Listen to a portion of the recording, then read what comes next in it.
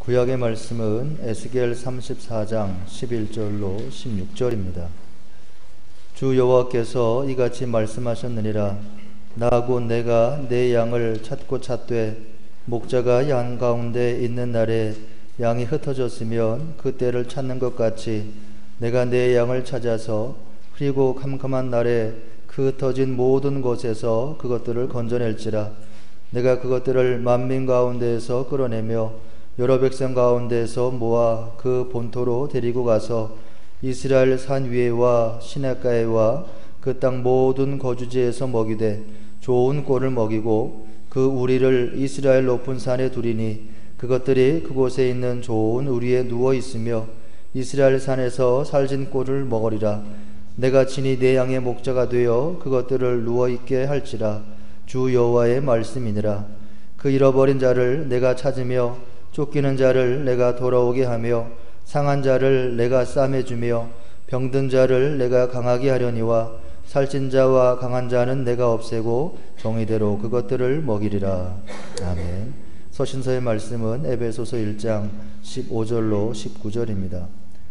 이로 말미암아 주 예수 안에서 너희 믿음과 모든 성도를 향한 사랑을 나도 듣고 내가 기도할 때에 기억하며 너희로 말미암아 감사하기를 그치지 아니하고 우리 주 예수 그리스도의 하나님 영광의 아버지께서 지혜와 계시의 영을 너희에게 주사 하나님을 알게 하시고 너희 마음의 눈을 밝히사 그의 부르심의 소망이 무엇이며 성도 안에서 그 기업의 영광의 풍성함이 무엇이며 그의 힘의 위력으로 역사하심을 따라 믿는 우리에게 베푸신 능력의 지극히 크심이 어떠한 것을 너희로 알게 하시기를 구하노라.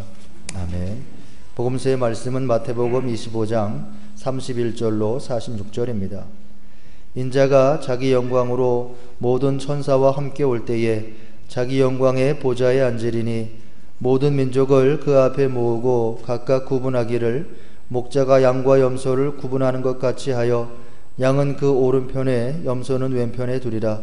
그때의 임금이 그 오른편에 있는 자들에게 이르시되 내 아버지께 복 받을 자들이여 나와 창세로부터 너희를 위하여 예비된 나라를 상속받으라. 내가 줄일 때에 너희가 먹을 것을 주었고 목마를 때에 마시게 하였고 나그네 되었을 때에 영접하였고 헐벗었을 때에 옷을 입혔고 병들었을 때에 돌보았고 옥에 갇혔을 때에 와서 보았느니라. 이에 의인들이 대답하여 이르되 주여 우리가 어느 때에 주께서 줄이신 것을 보고 음식을 대접하였으며 목마르신 것을 보고 마시게 하였나이까? 어느 때에 나그네 되신 것을 보고 영접하였으며 헐벗으신 것을 보고 옷 입혔나이까? 어느 때에 병드신 것이나 옥에 갇히신 것을 보고 가서 배웠나이까 하리니 임금이 대답하여 이르시되 내가 진실로 너에게 이르노니 너희가 여기 내 형제 중에 지극히 작은 자 하나에게 한 것이 곧 내게 한 것이니라 하시고 또 왼편에 있는 자들에게 이르시되 저주를 받은 자들아 나를 떠나 마귀와 그 사자들을 위하여 예비된 영원한 불에 들어가라. 내가 줄일 때에 너희가 먹을 것을 주지 아니하였고 목마를 때에 마시게 하지 아니하였고 나그네 되었을 때에 영접하지 아니하였고 헐벗었을 때에 옷 입히지 아니하였고 병들었을 때와 옥에 갇혔을 때에 돌보지 아니하였느니라 하시니 그들도 대답하여 이르되 주여 우리가 어느 때에 주께서 줄이신 것이나 목마르신 것이나 나그네 되신 것이나 헐벗으신 것이나 병드신 것이나 옥에 갇히신 것을 보고 공양하지 아니하더이까?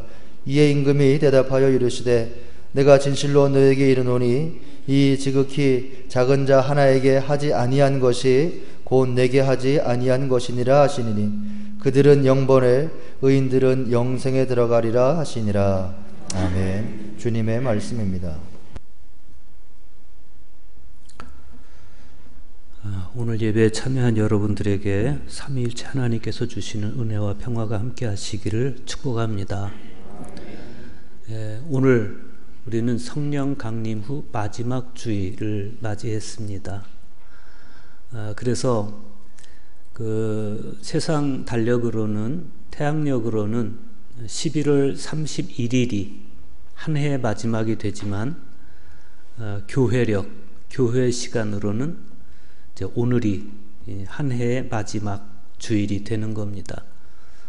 대림절부터 시작해서 성탄절, 주현절기, 사순절기, 그리고 고난주간과 부활주일, 또 부활절 후 50일 동안의 그 기간을 지난 다음에 이제 성령 강림절을 맞이하고 오늘 마침내 25번째 주일을 맞이해서 이제 왕국주일, 예수 그리스도가 나의 왕이십니다, 이렇게 고백하는 왕국주일을 우리가 맞이한 거예요.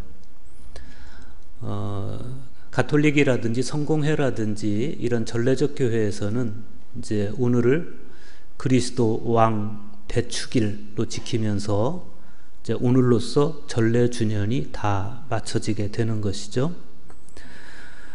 그래서 오늘은 이 땅의 모든 교회들이 하나님의 구원사 안에서 그리스도를 따라 한 해를 걸어온 것을 감사하면서 마치 하루 해를 다 지나고 나서 황홀한 저녁 햇살을 온몸에 받으면서 저녁 찬미가를 주께 바치듯이 한 해의 일모를 바라보면서 주님을 찬미하는 그런 날입니다.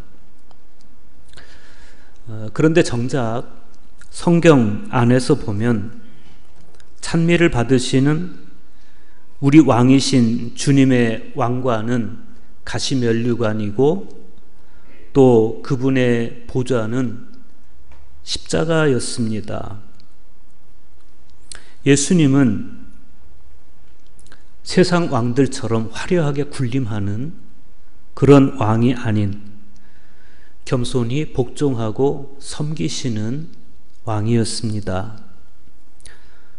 병사들이 예수님 앞에 무릎을 꿇고 유대인의 왕 만세하면서 희롱하는 그런 장면을 우리가 기억하죠. 또 예수님께 침을 뱉고 갈대를 빼앗아서 예수님의 머리를 치는,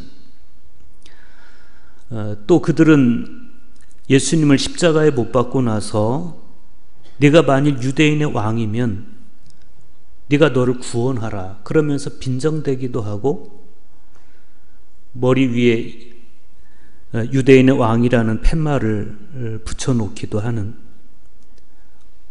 왕이라고 보기에는 너무 조롱받고 너무 학대당하고 너무 고난을 당하는 그런 왕입니다. 그렇기 때문에 예수 그리스도를 나의 왕이시다 이렇게 고백하면서 오늘 우리가 맞이한 왕국주일에 담겨있는 신비는 이런 겁니다. 십자가에 달려 죽기까지 순종하신 왕에게 나도 겸손히 순종하기를 주님은 바라신다는 것. 당신의 아버지께 내 원대로 마시옵고 아버지 원대로 되기를 원하나이다. 그렇게 기도하셨던 나의 왕이신 그분을 위해서 우리 역시도 내가 원하는 것을 포기하도록 부름받고 있다는 것. 그리고 나로 인해 수모를 참아내신 그분을 위해서 나 역시도 수모를 참아내도록 요청받고 있다는 것. 그것이 이 왕국주일이 우리에게 주는 메시지입니다. 그리스도께서는 그렇게 자신을 비우시고 낮아져서 우리와 같아짐으로써 우리의 왕이 되어 주셨습니다. 오늘은 바로 그 최고의 낮아짐 속에서 최고의 승리를 보여주신 우리 왕 예수 그리스도를 기념하는 주일입니다. 그리고 이제 다음 주부터 대림절이 시작이 되죠. 이 대림절은 우리 역시 겸손과 낮아짐 속에서 다시 오실 예수님의 강림, 그 파루시아를 기다리는 그런 절기입니다. 겸손과 낮아짐 속에서 예수 그리스도의 강림을 기다린다는 것은 대림절과 함께 시작되는 신앙의 새해를 겸손과 낮아짐, 살아가라, 이런 의미이기도 하겠어요. 그런 측면에서 오늘 복음서의 말씀은 아주 의미심장합니다. 오늘 복음서의 말씀에서 예수님은 심판하시는 왕으로 등장합니다. 그분은 심판하시는 왕으로서 이 세상에서 사는 동안 겸손한 자세로 이웃을 환대하며 살아간 사람과 그렇지 않았던 사람을 엄격하게 구별해서 심판하시는 장면을 보여주십니다. 오늘 말씀이 포함되어 있는 마태복음 25장을 보면 최후의 심판을 보여주는 세 개의 비유가 연속적으로 등장해요. 1절에서 13절은 미련한 5 처녀와 슬기로운 5 처녀의 비유를 통해서 우리에게 기름을 준비하고 있을 것을 가르쳐주고, 14절에서 30절의 말씀은 달란트의 비유입니다. 그래서 주님이 나에게 맡겨주신 재능을 소명으로 받아서 달란트를 남길 것을 우리에게 요청하고 있고, 그리고 오늘 우리가 같이 읽은 31절에서 46절의 말씀은 양과 염소의 비유입니다. 이 말씀은 우리에게 지극히 작은 자 한 사람을 환대하는 것, 그것이 깨어있는 사람의 마땅한 자세임을 우리에게 보여줘요. 그러니까 이 각각의 비유의 마지막 구절을 보면 결론이 나오는데 이렇습니다. 첫 번째 비유에서는 기름을 준비하지 못한 5 처녀들에게 깨어있으라, 너희는 그날과 그때를 알지 못하느니라, 이런 경고가 주어져요. 두 번째 비유에서는 한 달란트를 땅에 묻었다가 그대로 가져온 종에게 주인이 이렇게 판결합니다. 이 무익한 종을 바깥 어두운 데로 내쫓으라. 거기서 슬피 울며 이를 갈리라.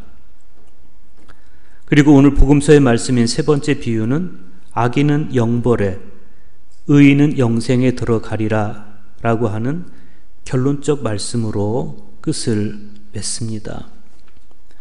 결국 이 비유는 우리에게 깨어서 기름을 준비하고 또 달란트를 남기고 이웃을 환대할 것을 우리에게 요구하는데, 그 이유는 주님이 반드시 오신다는 것, 그리고 주님은 그 세 열매의 결과로 우리를 반드시 심판하신다는 거예요.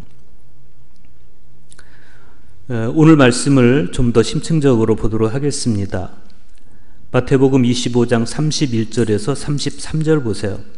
인자가 자기 영광으로 모든 천사와 함께 올 때 자기 영광의 보좌에 앉으리니 모든 민족을 그 앞에 모으고 각각 구분하기를 목자가 양과 염소를 구분하는 것 같이 하여 양은 그 오른편에 염소는 왼편에 두리라.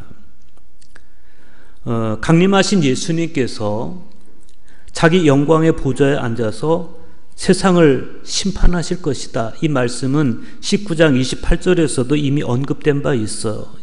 여기서 영광의 보좌는 심판의 보좌를 뜻하는 것이고, 그때 심판받을 대상은 모든 민족이에요. 모든 민족. 다시 말하면 누구도 심판을 피해갈 수 없다, 그런 뜻이죠. 그리고 양은 그 오른편에 염소는 왼편에 두겠다라고 하는 것은 심판의 명료성을 보여주는 겁니다. 의인은 오른편에, 염소는 왼편에, 제3의 자리는 없다는 거예요. 진실로 최후 심판의 순간에는 옳거나 아니면 틀린 것만 있을 것이다. 기름이 있는 처녀와 없는 처녀가 명료하게 나뉘듯이, 달란트를 남긴 종과 땅에 묻어버린 종이 명료하게 나뉘듯이, 지금까지 우리가 살아온 과정에서 양으로 살아왔는지 염소로 살아왔는지도 이날 명료하게 나뉘게 될 것이다. 그런 말씀이죠. 양을 오른편에 두어서 복받을 자로 칭찬하고 염소는 왼편에 두어서 저주받을 자로 경멸한다는 것은 구약시대부터 이어져 온 그들의 심판에 대한 이해입니다. 그들에게 있어서 오른편은 의로운 자리이고 동시에 영광과 존귀와 생명의 자리였습니다. 그런가 하면 왼편은 불의한 자리이고 저주받을 자리이고 사망의 자리였어요. 그래서 심판 때, 최후의 심판 때 우리가 주님의 오른편에 세워진다는 것은 하나님의 영광에 참여하게 된다, 그런 뜻이고, 주님의 왼편에 서게 된다는 것은 영원한 멸망에 떨어진다, 그런 뜻이죠. 어떤 삶의 결과로 그렇다는 거예요. 그러면 그 심판의 기준이 뭡니까? 34절에서 36절에 그 답이 나옵니다. 그때 임금이 그 오른편에 있는 자들에게 이르시되 내 아버지께 복받을 자들이여 나와 창세로부터 너희를 위하여 예비된 나라를 상속받으라. 내가 줄일 때 너희가 먹을 것을 주었고 목마를 때 마시게 하였고 나그네 되었을 때 영접하였고 헐벗었을 때 옷을 입혔고 병들었을 때 돌아보았고 옥에 갇혔을 때 와서 보았느니라. 이유 없는 결과는 없죠. 지금 왕의 오른편에 세워진 사람들은 그동안 살아온 삶의 결과로 그 오른편에 서게 된 것인데, 그것은 다름 아닌 임금이 어려움에 처해 있을 때 그들이 도움을 주었다는 겁니다. 임금이 처해 있던 어려웠던 순간들이 오늘 말씀에 보면 6가지로 나와요. 주림, 목마름, 나그네됨, 헐벗음, 그리고 병듦, 옥에 갇힘. 그때 너희가 나를 돌보아 주었다. 그런데 37절에서 39절 보십시오.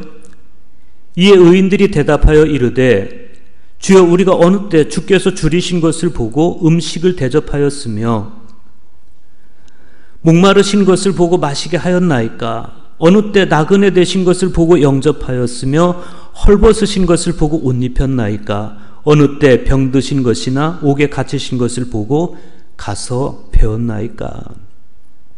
의인들은 자신들이 그런 일을 한 적이 없다고 그래요. 그게 맞는 말이죠. 언제 임금이신 분이, 언제 왕이신 분이 그렇게 목마른 적이 있었으며, 언제 당신이 굶주린 적이 있었으며, 언제 당신이 나그네 된 적이 있었습니까?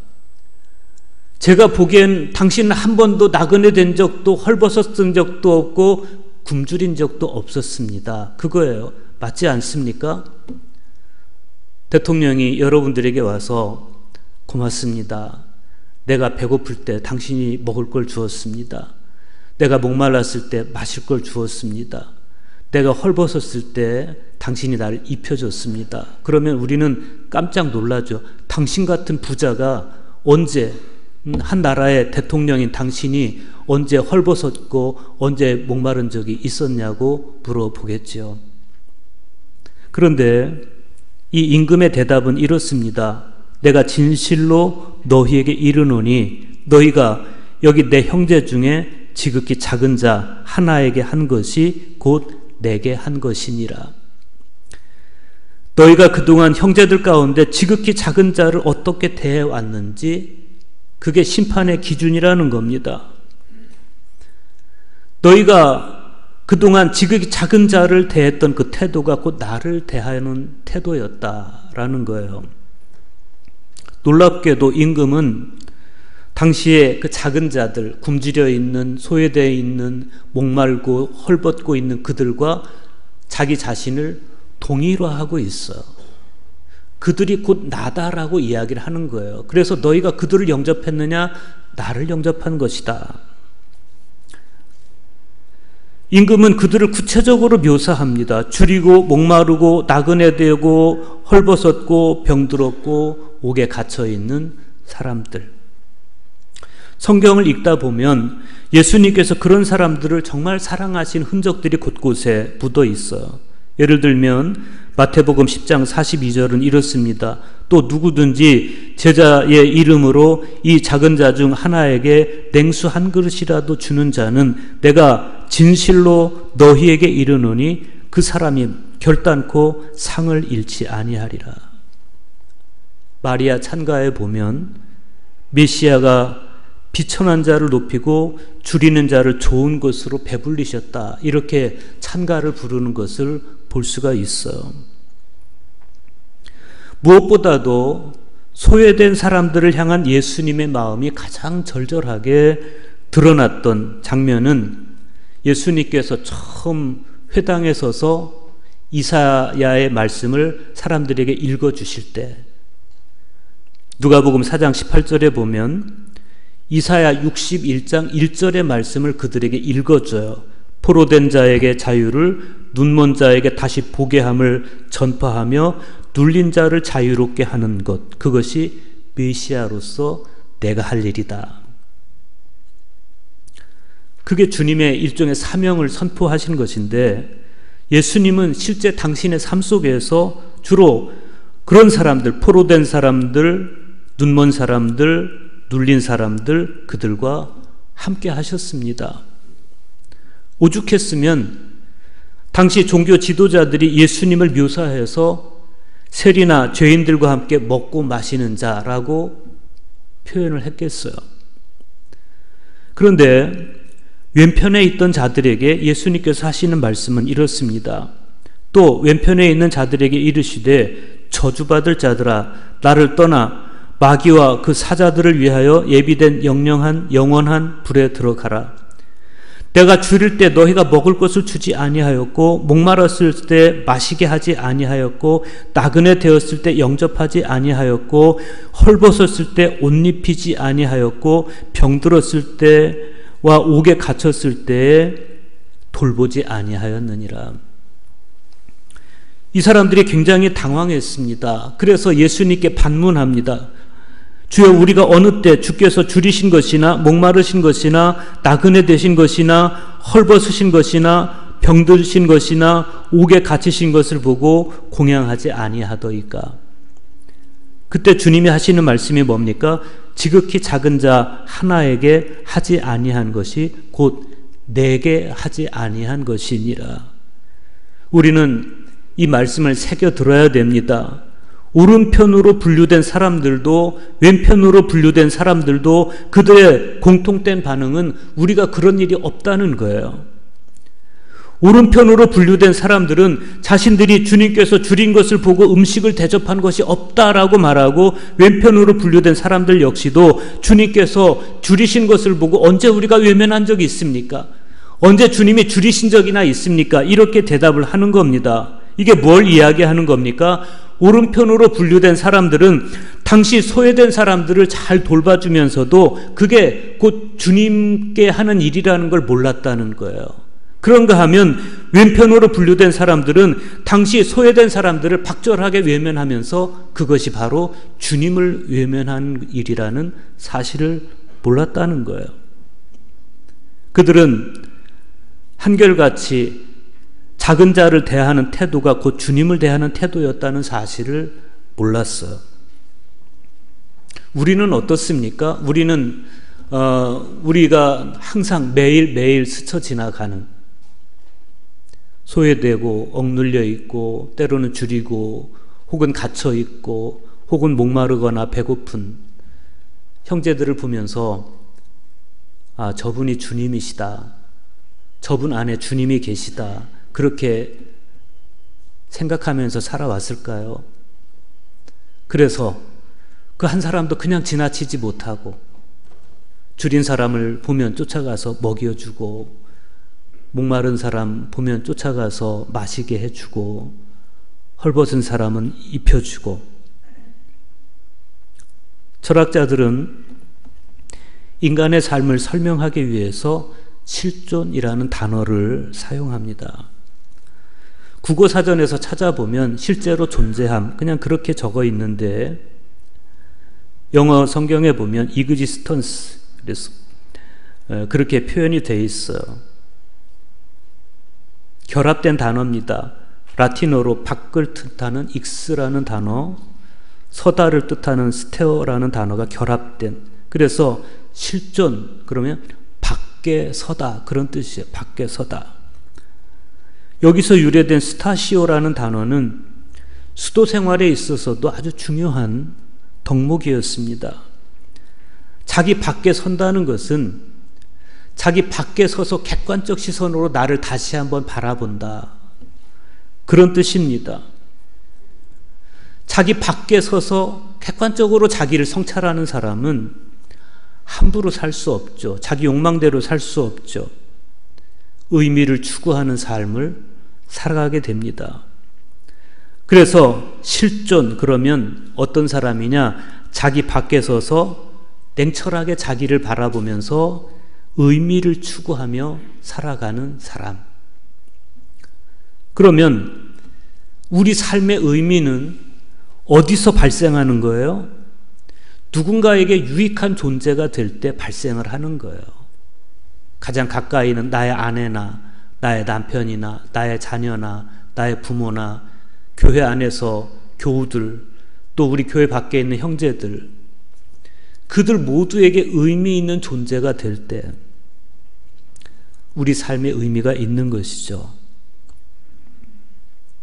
그리고 모텐슨이 쓴 세 잔의 차라는 책이 있습니다. 히말라야 산맥 KT 등정에 나섰던 그레고 모텐슨이 등정에 실패하고 몸이 아주 쇠약하고 지친 상태에서 북부 파키스탄의 빈곤한 마을인 코르페에 도착을 합니다. 세상에서 가장 외딴 오지이고 빈곤한 마을이었던 이 코르페 사람들은 이 길 잃은 조난자를 자기들도 가난하면서도 두 팔 벌려서 환대해 주었습니다.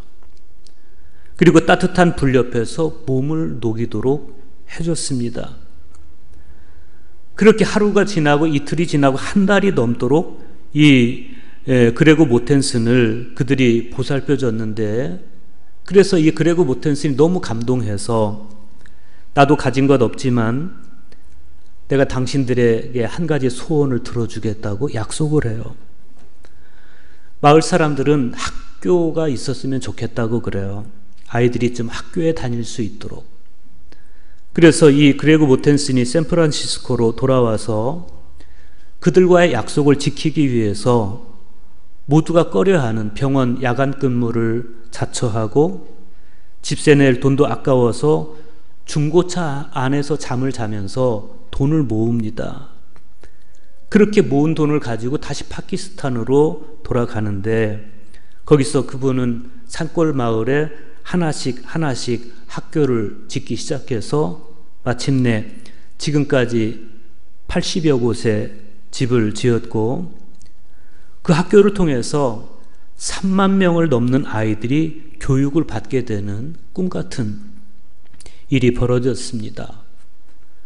이 책을 쓸 때가 2006년이니까, 아니 원문으로 쓸 때가 2003년, 그리고 우리말로 번역돼 나온 게 2006년이니까 지금은 훨씬 더 많은 학교가 지어지고 훨씬 많은 학생들이 교육을 받았겠죠. 그런데 이 과정이 쉽지만은 않았어요. 무엇보다도 문화적인 이해가 서로 달랐어요. 그리고 그레고 모텐슨이 보기에 작업 속도가 너무 더뎠어요. 우리나라 분들이 다른 나라 가서 다른 나라 사람들하고 일을 하면, 동남아 쪽 사람들하고 일을 하면 너무 느린 거에 질려버린다 그러잖아요. 그런데 아마 이 그레고 모텐슨도 똑같았던 것 같아요. 그래서 때로는 너무 더디고 하니까 화가 나고, 그래서 자꾸 표현을 하기 시작하는 겁니다. 돌멩이를 걷어차기도 하고 소리를 지르기도 하고 따지기도 하고 그런 일들이 있었는데, 그런 즈음에 코르페 마을의 촌장인 하지 알리가 자기 아내 사키나가 끓여내온 차를 권하면서 아주 인상적인 말을 하는 거예요. 발티스탄에서 성공하고 싶다면 우리 방식을 존중해 줘야 하네. 발티 사람과 처음에 함께 차를 마실 때 자네는 이방인일세. 두 번째로 차를 마실 때는 영예로운 손님이고, 세 번째로 차를 마시면 가족이 되지. 가족을 위해서라면 우리는 무슨 일이든 할 수 있네. 죽음도 마다하지 않아. 그러면서 이렇게 충고해 줍니다. 닥터 그레그, 세 잔의 차를 함께 마실 시간이 필요한 거야.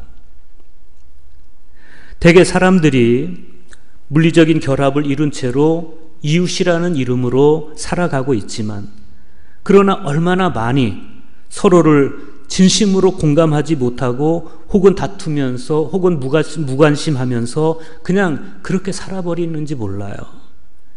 그렇지만 지금 우리에게 필요한 것은 진정한 공감과 환대의 마음이라는 겁니다. 그렇지만 그것이 노력 없이 절대로 완성되지 않는 까닭에 타인의 처지를 이해하려는 마음이 먼저 있어야 하고, 세 잔의 차를 함께 마시는 만큼의 시간이 필요하다는 것이죠. 잊지 말아야 될 것은 우리 주변의 이웃들은 모두가 다 하나같이 우리 곁에 다가오신 나의 왕이신 예수님이시라는 사실입니다. 오늘 복음서의 말씀은 우리에게 그걸 보여주는 거예요. 오늘 구약의 말씀을 통해서도 우리는 하나님의 마음을 볼 수가 있습니다. 먼저 오늘 구약 성경의 배경이 되는 에스겔 34장 2절로부터 6절에서 에스겔 선지자는 이스라엘 목자들의 게으르고 포악한 모습을 꾸짖습니다. 그들은 살찐 양을 잡아서 그 기름을 먹으며 그 털을 입되 양 떼는 먹이지 않았어요. 약한 양은 잘 먹여서 힘을 돋워줘야 되고, 아픈 양은 고쳐줘야 되고, 상처 입은 양은 싸매줘야 하고, 길 잃어버린 양은 찾아서 데려와야 되는데, 그렇게 하지 않고 그들은 포악하게만 굴었어요. 그런 거짓 목자들을 꾸짖은 다음에 하나님은 이렇게 말씀하십니다. 나 곧 내가 내 양을 찾고 찾되 목자가 양 가운데 있는 달에 양이 흩어졌으면 그 때를 찾는 것 같이 내가 내 양을 찾아서 흐리고 캄캄한 날에 그 흩어진 모든 곳에서 그들을 건져낼지라. 내가 그것들을 만민 가운데에서 끌어내며 여러 백성 가운데서 모아 그 본토로 데리고 가서 이스라엘 산 위에와 시냇가에와 그 땅 모든 거주지에서 먹이되 좋은 꼴을 먹이고 그 우리를 이스라엘 높은 산에 두리니 그것들이 그곳에 있는 좋은 우리에 누워 있으며 이스라엘 산에서 살찐 꼴을 먹으리라. 내가 친히 내 양의 목자가 되어 그것들을 누워 있게 할지라. 주 여호와의 말씀이니라. 행여 먹구름이 덮여서 흐리고 캄캄한 날일지라도 흩어진 모든 곳에서 내 양을 찾아내고 내 양을 건져내서 좋은 우리에 누이고 살찐 꼴을 먹게 하겠다. 이것이 하나님의 마음인데, 이스라엘 사람들은 주님의 이 말씀에서 얼마나 위로를 받았겠어요. 그런데 하나님은 이렇게 회복을 약속하시는 중에 엄중한 경고의 말씀도 잊지 않으십니다. 이어지는 말씀은 이렇습니다. 에스겔 34장 16절입니다. 그 잃어버린 자를 내가 찾으며 쫓기는 자를 내가 돌아오게 하며 상한 자를 내가 싸매주며 병든 자를 내가 강하게 하려니와. 여기까지는 회복의 약속이에요. 그런데 그 다음에 이렇게 말씀하세요. 살찐 자와 강한 자는 내가 없애고 정의대로 그것들을 먹이리라. 살찐 자와 강한 자, 그들은 누굽니까? 거짓 목자들이에요. 불의한 권력에 기생하면서 약한 백성들을 착취하는 그런 사람들입니다. 오늘 복음서에 나오는 염소 같은 사람들이고 그저 그 내면이 출세욕으로 가득 차 있는 그런 사람들이에요. 결국 하나님의 마음과 다른 내 마음, 그것이 하나님의 마지막 심판을 자처하고 마는 것을 우리가 보는 거예요. 오늘 바울은 그 서신서의 말씀에서 사도 바울은 에베소 교회 성도들을 생각할 때마다 나는 감사하기를 그치지 않는다. 그 이유를 바울은 이렇게 말씀해요. 주 예수 안에서 너희 믿음과 모든 성도를 향한 사랑을 나도 듣고 그랬어. 여러분, 이 사랑은 믿음으로부터 나오는 거예요. 사랑이 없는 믿음은요, 거짓말입니다. 오늘 예수님께서 우리를 바라보실 때 예수님의 마음도 그랬으면 좋겠어. 나는 너희들을 바라볼 때마다 행복하다. 너희들을 바라볼 때마다 나는 감사하다. 준비된 기름으로 등불을 밝혀서 신랑을 맞이했던 슬기 있는 5 처녀처럼 예수님을 향해 깨어있는 신실한 믿음이어서 하나님께서 주신 재능과 일을 소명으로 받아들여서 하나님 기뻐하시는 일에 헌신하는 그런 믿음이어서 내가 만나는 모든 사람을 예수님 맞아들이듯 사랑으로 환대하는 실천적인 믿음이어서 주님께서 매우 기뻐하시면서 여러분을 맞이하실 때 내 오른편에 앉으라고 말씀하시고 창세로부터 예비된 나라를 상속받으라고, 그리고 나의 기쁨에 참여하라고 여러분을 향해서 말씀해 주셨으면 좋겠습니다. 신앙의 새해인 대림절이 열리기 전에 우리는 지극히 작은 자를 돌아보라는 주님의 당부를 들었습니다.